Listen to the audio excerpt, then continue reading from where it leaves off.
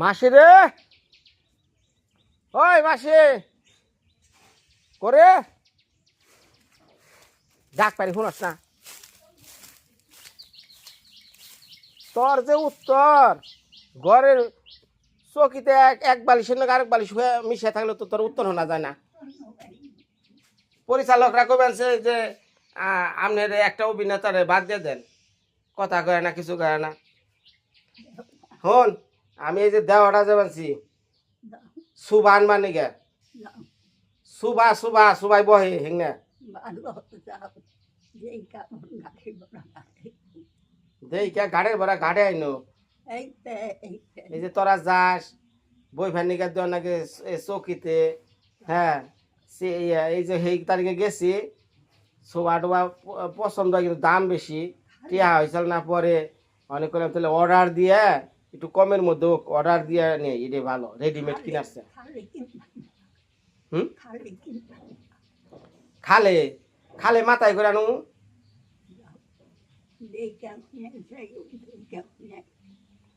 মানে হুন ওই বেবি পিসির পান ফুরাইছে, ওই পান দিয়ে দে কটা। কবে কোন সময় কোন সময় স্যার খেয়ে ফুরি আলাইছে আরো দে।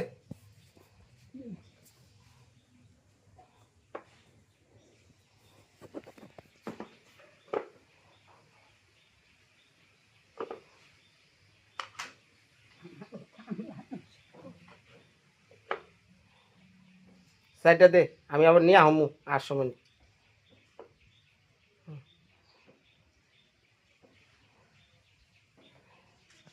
এই পান বলে হাতে দেওয়ার নাকি না, পান বলে মাথায় দেওয়ার নাকি, মাথায় দে মাথায় দে।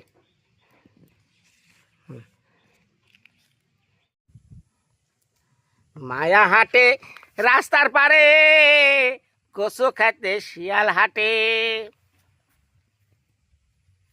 হ্যাঁ এই সেই মায়া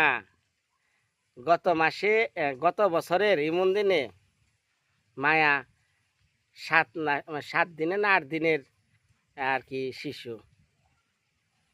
আজকে মায়া 1 বছর পর হাঁটতাছে নতুন রাস্তায়। আসো আসো, সময় কিভাবে চলে যায়। মাটি ধরে না, মাটি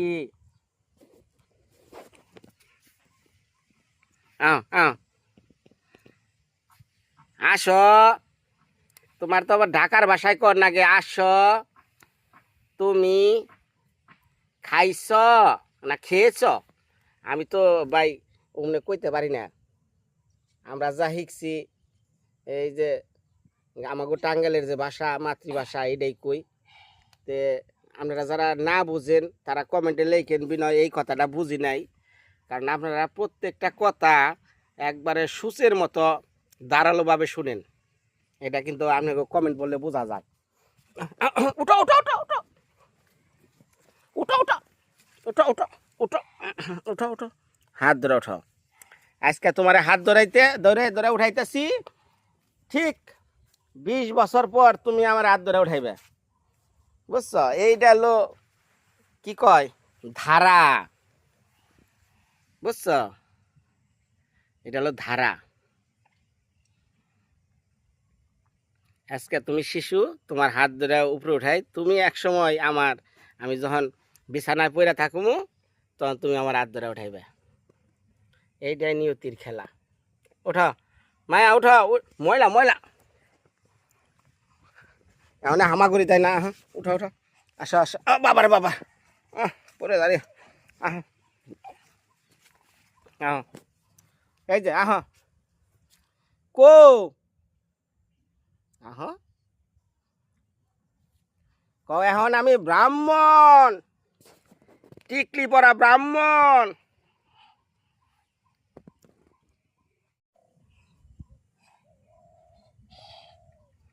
ও ঠান্ডা লাগছে হঠাৎ করে। এই বুঝলাম না, একদিনকে 2বার না 3বার স্নান করাইছাল, ময়লা চলা নিছাল দেখে, তারপর থেকে যে ঠান্ডা।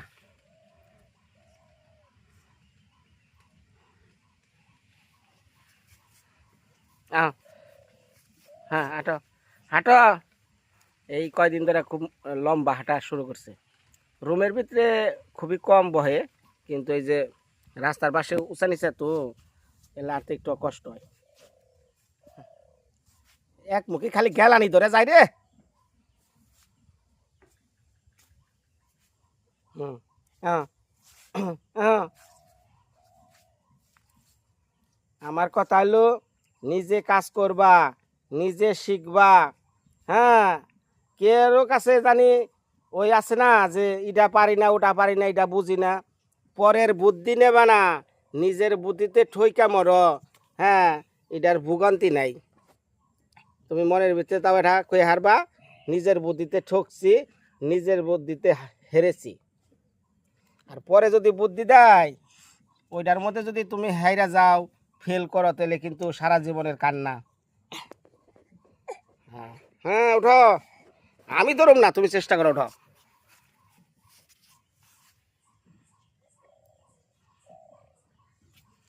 ওঠো।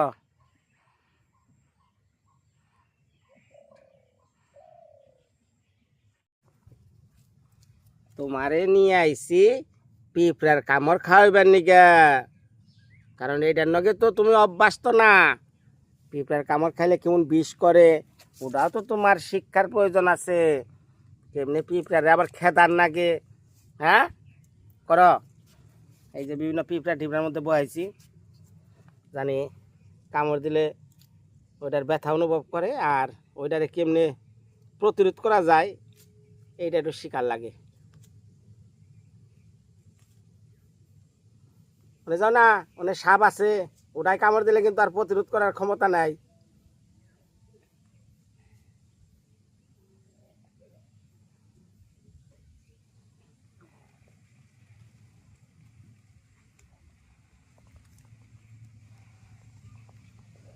ওই যে, ওই যে বড় মা, ওই যে ডাক দাও, বড় মা, বড় মা, বড় মা, যাও বড় মা, বড় মা, বড় মা, যাইতেছে, যা দেবি দিদি ডাক দাও দেখি। হ্যাঁ, বড় মা,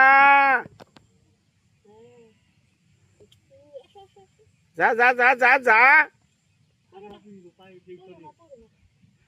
আরে পিঁপড়ার কামড় না খাইলে শিখবো না।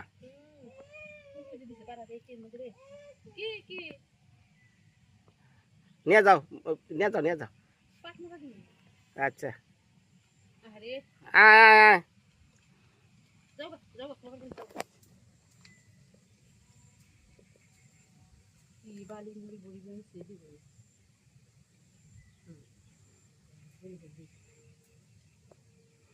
এই যাইটা বললো মায়াবতী, পিঁপড়ার কামড় খা, পিঁপড়ার কামড় খা, পিঁপড়ার কামড় খা, পিঁপড়ার কামড় খা।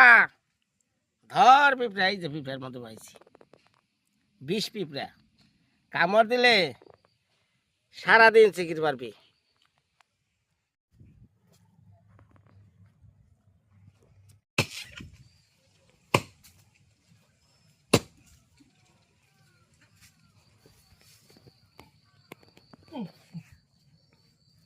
জীবনটা ভাই কোলায় না না। তোমার কোন ঠেকায় এই এই মোতা কাটবার কইছে?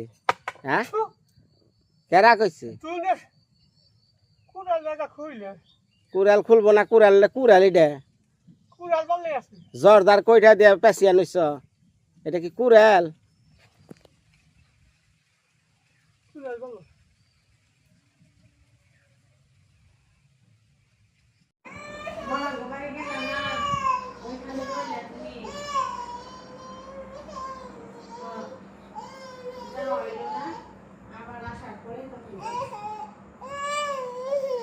আমি তোরে বারে বারে শিখাইলাম যে হাঁটা চলা খুব সাবধানে করিস, আজকে খাড়ের মধ্যে খাইছে, একটা কপালের মধ্যে দেখি, এই যে এনে ব্যথা পাইছে।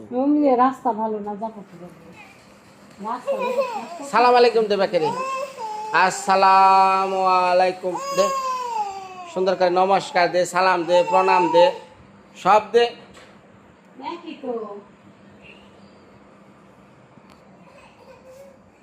নমস্কার নমস্কার, ভালো আছেন? মানে বিষয়টা হলো যার প্রিয় জিনিস ওইটা ছাড়া হ্যাঁ থাকা পারে না। এই যে এটা হলো আখের কারখানা বানিয়ে নইছে এই রুম, দেখ না, আন্ডি পাতিল বসি মসি সব সারাদিন চলতেছে। কাপড়ের গাঠটি এই যে কতটি আইছে, এই যে কতটি, খালি 3 পিস আর 3 পিস। এই 3 পিস যে কত জনের 20টি বা দিচ্ছে মনে হয় 40টা। বেবি বেশি কইলো যে আসি যখন খালি 3 পিস বানা দিদি মোরা চলছে, অসুবিধা নাই, টাকাটা কিন্তু 50 করে দিয়ে দিও।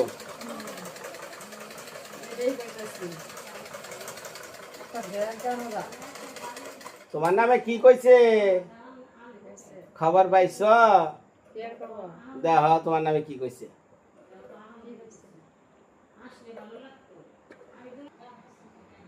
পয়রা দেহ, পয়রা দেহ, কর কর। আয় পিসি, পিসি তুমি কনে?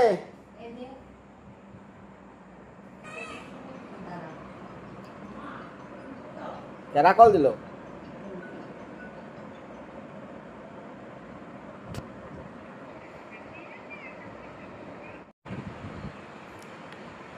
এখন এই যে একজনের লেখছে, উনি সম্ভবত আমেরিকা না নিউ ইয়র্কে থাকে, ফারজানা পারভিন। তো এই দিদি আমার অনেক সময় ভালো ভালো কমেডি করে, আমাদের সবার খোঁজ খবর নেই, তো চিনি না। তো আসলে ভালো মন্দ ভালো কমেন্ট করে যারা, তারাই যে ভালো তা এমনটা না, যে খারাপ করে সেও আমাদের কাছে ভালো, তবু তো আমাদের ভিডিওগুলো দেখে, পর্যবেক্ষণ করে। তো ওই দিদি লিখছে যে তোমার পিসিকে ঝগড়া করার জন্য হায়ার করে নিয়ে এসেছো নাকি? মজা করে বললাম, সত্যি কথা বললে তো খারাপ লাগবেই যারা তোমাদের এই কথাগুলো বলে। তাহলে পিসি কও, তুমি জীবনে আমি দেখি নাই তুমি আমার বাড়িতে আইছো, যাও আইছো ওই সড়ক দিয়ে গেছো, শ্বশুর বাড়ি যা উঠছো, তখন বাড়িতে থাকার কোনো পরিবেশ ছিল না। আচ্ছা, তো আমার হয়তো ছোটোবেলা থেকে চিনো, এই যে আমি একটা মিনিট কি ঘরে বইতে পারি? কও, মানে উত্তরটা দিয়ে দাও তাই। অ্যাকচুয়ালি কি, আমার বিয়ে হয়েছে 82 সালে। আমি আমার বাবার বাড়ি কোনোদিন এক রাত কাটাতে পারিনি, সেটা পরিবেশের কারণেই হোক, সেটা যে কারণেই হোক। কারণ একটা মেইন কারণ ছিল, আমি বাড়িতে কম আসতাম। আমার হাজব্যান্ড চাকরিজীবী ছিলেন, উনি আমাকে বাসায় রাখতেন, আমি শ্বশুরবাড়ি কমই আসতাম। আমি আসতাম পূজার মধ্যে, কারণ কি আমার শ্বশুরবাড়িও দুর্গা পূজা হতো, আমার বাবার বাড়িও দুর্গা পূজা হতো। এখন শ্বশুরবাড়ির প্রায়োরিটি বেশি, কারণ সেখানে সে একমাত্র ছেলে ছিল, ছেলের বউ আমি ছিলাম, যার জন্য আমার বাবার বাড়ির যেদিন অনুষ্ঠান হতো অষ্টমীর দিন, সেদিন আমি শুধু এসে কোনো রকম খেয়ে চলে যেতাম। কারণ কি, অষ্টমীর দিন সন্ধ্যার সময় মা দুর্গার সামনে 108টা প্রদীপ ধরাতে হয়। হ্যাঁ, মানে সময় পাওয়া যায় না, সময় পাওয়া যায় না। আমি যে এসে একটু বসবো, কার সাথে একটু কথা বলবো, আমি সেই সুযোগটা পেতাম না। এখন আমার হাজব্যান্ড মারা গেছে 10 বছর হয়ে আসে, আমার শাশুড়িও মারা গেছেন 5 বছর হয়ে গেছে। এখন আমি আমার 3 মেয়ে বিয়ে দিয়ে দিয়েছি। আমার 1 মেয়ে অস্ট্রেলিয়ায় থাকে পার্থে, আর 2 মেয়ে থাকে বাংলাদেশে। আমার এখন বলতে গেলে আমি মেয়েদের নিয়ে, এই 2 মেয়ে নিয়ে, আমি ছোটো মেয়ে একটু এর মধ্যে আছি, কারণ বাচ্চাটা ছোট, 1 বছর 3 মাস মাত্র। তো ওকে নিয়ে আমি একটু ঝামেলায় থাকি। ও মাঝে মধ্যে আসে, কারণ স্কোয়ারে ও, আপনারা নিশ্চয়ই শুনেছেন, ডক্টর আফতাব ইউসুফ রাজ, পেডিয়াট্রিক, উনি হলেন বেস্ট বাংলাদেশে। স্কোয়ারে ওই আমার নাতনিকে দেখায়। এখন ভ্যাকসিন দেওয়ার ডেট আসে, ভ্যাকসিন দিতে আসে, সিলেট থাকেও, তো আমার বাসায় উঠে দেখা যায় এক একবার আসে 1 মাস বা 15 দিন বা 7 দিন, খুব কম 15 দিন, এমনও হয় যে 1.5 মাসও থাকতে হয়। ওর হাজবেন্ডের অফিসের ঝামেলা থাকে, বা ওর মেয়েটা অসুস্থ হয়, যার জন্য থাকতে বাধ্য হয়। মানে সার্বিক পরিস্থিতি, মানে ব্যস্ততার হ্যাঁ। কারণে তোমার গ্রামেও আসা হয় না, না, মানে আমাদের এখানে আসা হ্যাঁ, হয় না। আসা হয় না। আমি বিনয় কাকার ভিডিও, আমি আমার আত্মীয় স্বজন সবাই দেখে, আমার মেয়ের শ্বশুর বাড়ির। তুমি আগে দেখো নাকি ওই সময়? হ্যাঁ, আমি 2-3 বার দেখছি, দিশান দেখিনি, ও। কারণ সময় পাই না তো। আমি সময় পাই না, আমি সময় পাই না, রাত্রে আসলে সময় পাই না। রাত্রে যাওয়ার পর যাও একটু দেখবো, তখন দেখা যায় যে আমি ইউটিউবে ওইভাবে সার্চ দিতে পারতাম না। এখন আমি সার্চ দিতে পারি, এখন আমি যখন সময় পাই তখন দেখি। এখন দেখো, ইদানিং দেখো। রেগুলার দেখি। আচ্ছা। তা আমি তোমার বাসায় আসলাম ফার্স্টে গত গত মাসে আসলাম, তাই না? নাকি গত মাসে তো আসছি? হ্যাঁ, গত মাসে। গত মাসে আসছিলাম, ফার্স্ট আমি আসলাম আমার বাপের বাড়ি। আমাকে, আমি যখন উপার গিয়েছি, আমার শ্বশুর বাড়ি গিয়েছি, সবাই বলেছে বুড়া বয়সে আমি দেখি নাই যে কেউ বাপের বাড়ি নেওর করে, মানে নেওর মানে বাপের বাড়ি থাকতে আসে। তা আমি সেই নেওর এখন কাটাচ্ছি এই হ্যাঁ, বুড়া হ্যাঁ। বয়সে। যাক, এটা ভাগ্যে এটা আমার এখন ভাগ্যে সময় লেখা লেখা, ছিল, হ্যাঁ, লেখা এবং আছে। আমার কাকা ওই রকম পরিবেশ বানিয়েছে যাতে নাকি আমি আসতে পারি, আমার মেয়েরা আসতে পারে। ওর ইচ্ছা যে আমার বাবার ভিটা এটা, আমার কাকাদের ভিটা এটা, আমার কাকার ভিটা এটা, হুম। আমি যাতে একটু এসে থাকতে পারি। হ্যাঁ, হ্যাঁ। এদিকে আমার বাড়িতে কেউ নাই, আমার বাড়ির অবস্থা খুব খারাপ। হুম। কি সেটা আমি একজন- ভিডিওতে দেখছে। হ্যাঁ, ভিডিওতে বাড়ির দেখছে। অবস্থা খুব খারাপ। না, এখন যে আপনি- এখন যেটা আপনি যে কইতাছি। লিখেছেন আচ্ছা, ঠিক যে, আছে। হ্যাঁ, আমাকে কোনো হায়ার করেনি।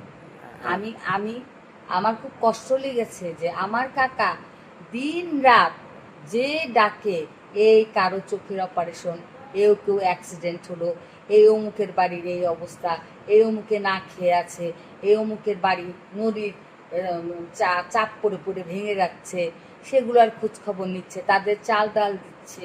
এত পরিশ্রম করে আমার কাকা, সারাটা দিন সময় পায় না। সে একটু মানে বলতে গেলে ব্লগার, তাই না? হুম। কিন্তু ব্লগার, সে ব্লগার, তো সে ব্লগার হয়ে যদি সে এত পরিশ্রম করে, তার নামে যদি এরকম কথাবার্তা শুনতে হয়, তার ফ্যামিলিকে নিয়ে, তার সুমিত্রার দিকে নিয়ে, আমার কষ্ট লাগে, কারণ আমি তো তাদের রক্তের। আমি এই বাড়ির সবার বড় মেয়ে, বড় মেয়ে, বড় মেয়ে। আমার বাবা আর আমার 2 কাকার সবার বড় মেয়ে, আমি বংশের বড় মেয়ে এই বাড়ি। তা আমার খারাপ লাগে, যার জন্য আমি ওই দিন কন্ট্রোল করতে পারিনি, কারণ আমার কষ্ট লেগেছে। আপনারা কিছু মনে করবেন না প্লিজ, আপনাদের কাছে আমার রিকোয়েস্ট। কারণ সবসময় কিন্তু মানে সত্যি, হ্যাঁ। আর আমাকে একজন বলেছেন যে আসলে কি তুই খুব সত্যি কথা বলিস, সত্যি কথাটা বলা ভালো না, সত্যি কথা কেউ পছন্দ করে না। আসলে দেখছি যে তাই, সত্যি কথা বলা ঠিক না। তো যে লিখেছেন সে সব জানেন আমাদের ফ্যামিলির কি, কে কেমন, কে কার কি, সুমিত্রাদি কি, আমি কি, আমার বাবারা কে কি, সব জানেন যে এটা লিখেছেন। তারা আমাদের এই গ্রামেই বাস করেন, তারা না হলে এই খবর এইগুলো লিখতে পারেন না। আর হঠাৎ করে বিনয় এই কথাটা কেন আসবে, কেন আসবে? আমার কাকা সহজ সরল মানুষ, সে যেভাবে উপস্থাপন করে করে। মা মা মা মা বলে রাখে, মা বোনেরা বলে আগেই তাই সে স্টার্ট করে, সেটা নিয়েও সমালোচনা। কেন সমালোচনা হবে এটা নিয়ে? আমার এইটাই দুঃখ। এই দুঃখের জন্য ওই দিন আমার খুব কষ্ট লেগেছে, যার জন্য হয়তো আমার কথাগুলো আপনাদের ভালো লাগেনি, আমি ক্ষমা প্রার্থী। কিন্তু একটা কথা আপনিও বলেছেন যে সত্যি কারোরই ভালো লাগে না, সবারই খারাপ লাগে। আজকে আমার একটা সত্যি কথা বলেন, আমারও খারাপ লাগে, আমাকে নিয়ে একটা সত্যি কথা বলেন, আমারও কষ্ট লাগে। কিন্তু আমার কাকার নির্দোষ, তার কোনো দোষ না, সে উপকার ছাড়া কারো অপকার করে না, এবং কোনো স্বার্থ নিয়ে কাজ করে না যে আমি ওর এই কাজটা করে দিই, ও আমাকে এই জিনিসটা দিবে, বা আমি ওর কাছ থেকে এই জিনিসটা নিব। ওর কোনো স্বার্থ নেই, ও বিনা স্বার্থে সবার কাজ করে, সবাইকে হেল্প করে, সে সংসারের সে দায়িত্ব পালন করে। তাহলে তাকে নিয়ে কেন, এই যে আমার সংসার নিয়েও এখন সে দায়িত্ব পালন করছে, তাহলে তাকে কিভাবে আপনারা এইরকম কমেন্টগুলো করেন? আমার এইটা খুব খারাপ লেগেছে। কারণ ও যেভাবে ছোটোবেলা থেকে মানুষ হয়েছে আমি দেখেছি আমার বিয়ের পরে ওর জন্ম হয়েছে। আমি হলিক্রসে পড়াশোনা করেছি, আমার বিয়ে দিয়েছে আমার বাবা 9-এ থাকতে, আমি যখন 9-এ উঠেছি তখন আমার বাবা বিয়ে দিয়েছে। কেন বিয়ে দিয়েছে? আমার নিজের মা 6 মাস বয়সে মারা গিয়েছে। তোমার 6 মাসে রেখে মারা হ্যাঁ, যায়। 6 মাস বয়সে আমার মার ক্যান্সার হয়েছিল। আমার জন্ম করাচিতে, ইসলামাবাদে ছিলাম আমরা। তোমার জন্য পাকিস্তানে এসেছিল? হ্যাঁ, করাচিতে হলি ফ্যামিলি হসপিটালে। আমার জন্ম করাচিতে। সেখান থেকে আমরা যুদ্ধের 1 বছর আগে আমরা বাংলাদেশে এসে, আমার ভালো মনে নেই আমরা। তোমরা কি করাচি থেকে কি যুদ্ধের পরে আইছো না আগে? যুদ্ধের আগে আসছি। যুদ্ধের আগে যুদ্ধে আমরা গ্রামে ছিলাম। ও আচ্ছা। যুদ্ধে আমরা গ্রামে ছিলাম। তো যাই হোক, আমার পিসির কথায় অনেকেই মন খারাপ থাকতে পারে যারা হ্যাঁ, আমারে বাজে কমেন্ট করছেন, হ্যাঁ। কিন্তু আমিও তাদের প্রতি ক্ষমা চাই, কারণ আপনারা আমার ফ্যামিলি। আজকে আমার বাজে কমেন্ট করতেছেন, আপনি আমার কাজ দেখে একদিন ভালো বলতে পারবেন না বিনয় এই কাজটা ভালো করছে। হ্যাঁ, হ্যাঁ, আমি চাই আমারে নিয়ে সমালোচনা করুক, হ্যাঁ, আমারে নিয়ে পরিপূর্ণভাবে সমালোচনা করুক, কারণ আমি সমালোচনার পক্ষের লোক। হ্যাঁ, হ্যাঁ, কারণ তোমারে নিয়ে যদি সমালোচনা করে, তুমি যদি রাগ করো তাহলে ভুল করবা। হুম, কারণ একটা মানুষের ভালো গুণও থাকে, খারাপ গুণও, খারাপ গুণও থাকে। 2 গুণই থাকে, হ্যাঁ, হ্যাঁ, হ্যাঁ। তাই না? হ্যাঁ। অতএব খালি আমার যে প্রশংসা করব তারে আমি ভালোবাসবো তা না। সমালোচনাটা সেটা লিগ্যাল হতে হবে, ইলিগ্যাল হলে তো হবে না, লিগ্যাল হতে হবে। তোমাকে নিয়ে সমালোচনা করবে, ইটস ওকে, ইটস ওকে। হ্যাঁ, মানলাম হঠাৎ করে বিনয় পছন্দ না, মানলাম বিনয় দা পছন্দ না, মানলাম। মা সকলেরা, মা বোনেরা, মা সকলেরা আপনাদের সবাইকে সালাম জানাই। মা সকল মানে এখানে তো শুধু একজনকে বুঝাইতেছে না, না। পৃথিবীর সকল মাকেই বোঝানো হ্যাঁ, যাইতেছে। সকল মাকে। হ্যাঁ। এই যে এই ধরনের কথাবার্তা বলে যাবো, এগুলা তো সমালোচনা। আমরা এগুলো হলে মানে সমালোচনা, ক্রিটিসাইজ করার একটা পয়েন্ট আছে। আজকে আমাকে নিয়ে সমালোচনা অবশ্যই করবে, কিন্তু সেটা একটা পয়েন্ট থাকতে হবে, এবং আমি কেন এইটা বললাম বা কেন আমি এটা করলাম সেটা বুঝতে হবে, যে সে কি করে আপনাদের সাথে কথা বলবে। এখন আপনাদের মা সকলেরাও বললেও যদি ভুল হয়, আবার বোনেরা বললেও কেউ বলবে কেন বোনেরা বলে, তাহলে এগুলো তো ঠিক না, তাই না? আমার কাকার যে দোষ নেই তা না, দোষ গুণ দিয়ে মানুষ, ভগবান দোষ গুণ দিয়ে মানুষ বানিয়েছে। আমি যে একবার দুধে দেওয়া তুলসী পাতা তা না, আমার কাকাও তা না, সুমিত্রা জি সবারই ভুল ভ্রান্তি আছে। আচ্ছা আচ্ছা, এটা হ্যাঁ। তো যাই হোক। যাই হোক, আপনারা যদি আমার কথায় কষ্ট পেয়ে থাকেন, আমি আপনাদের কাছে ক্ষমা প্রার্থী। তবে এটা সত্যি, সত্যি কথা বলতে হয়, সত্যি কথা বললে সবার কাছে খারাপ লাগে। আমি এটা প্রমাণ আজকে চাক্ষুষ পেয়ে গেলাম। যাক, ধন্যবাদ সবাই, ভালো থাকেন, আগামী ভিডিওতে আবার দেখা হবে।